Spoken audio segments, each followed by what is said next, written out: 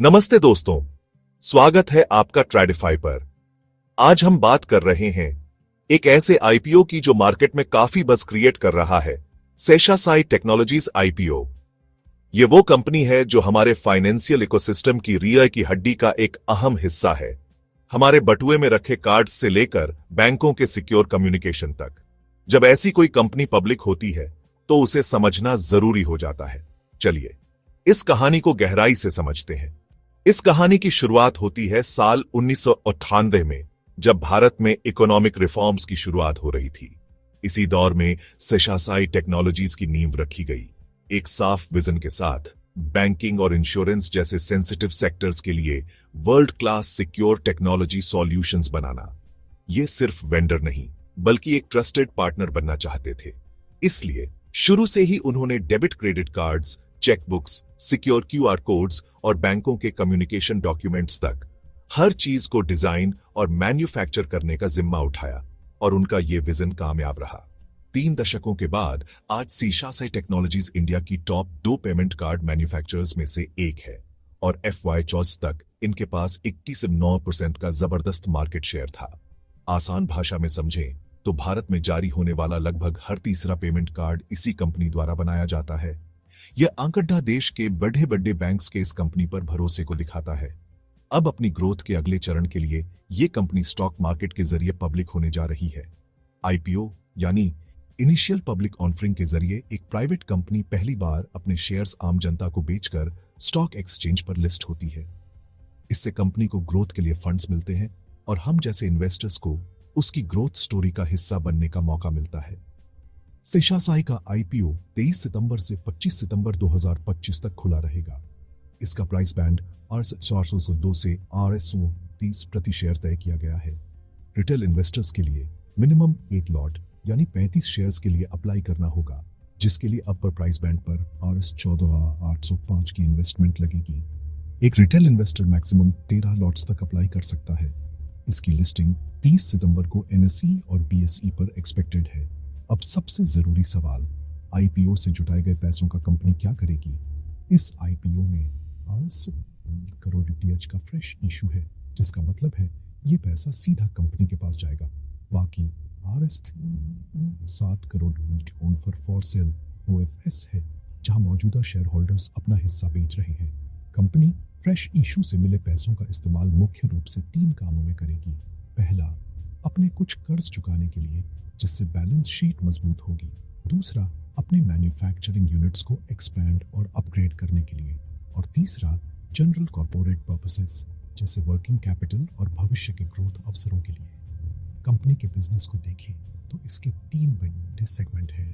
पहला, payment solutions, जिसमें debit, credit, prepaid cards से लेकर पेमेंट वाली वेयरेबल डिवाइसेस तक शामिल है।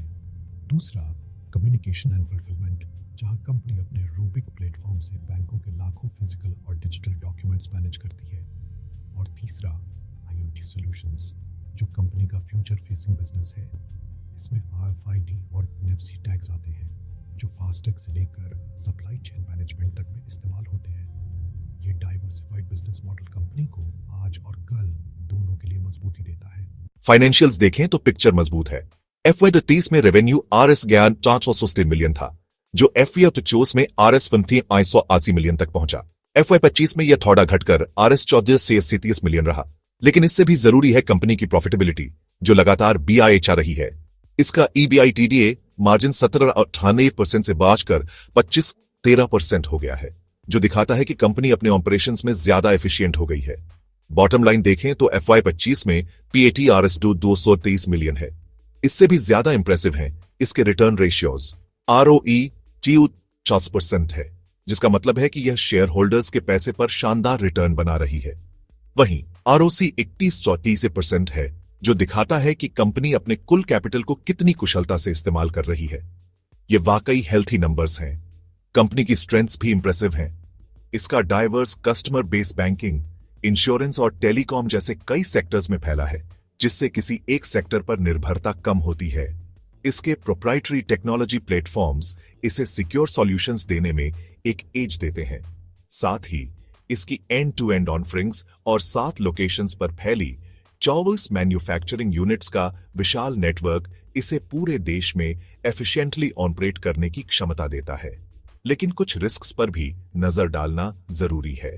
रेवेन्यू का मेजर हिस्सा लिमिटेड कस्टमर्स से आता है, जिससे कस्टमर कंसंट्रेशन का रिस्क बनता है। इसके अलावा सेक्टर कंसंट्रेशन रिस्क भी है। कंपनी को सख्त कंप्लायंस ऑब्लिगेशंस का पालन करना होता है। गवर्नमेंट पॉलिसीज में बदलाव का इस पर इंपैक्ट हो सकता है और आईटी सिक्योरिटी ब्रीच जैसे खतरे भी इसके ऑपरेशंस को डिस्टर्ब कर सकते हैं। अगर आप अप्लाई करने की सोच रहे हैं तो जान लें कि रिटेल इन्वेस्टर्स RS2 लाख तक अप्लाई कर सकते हैं।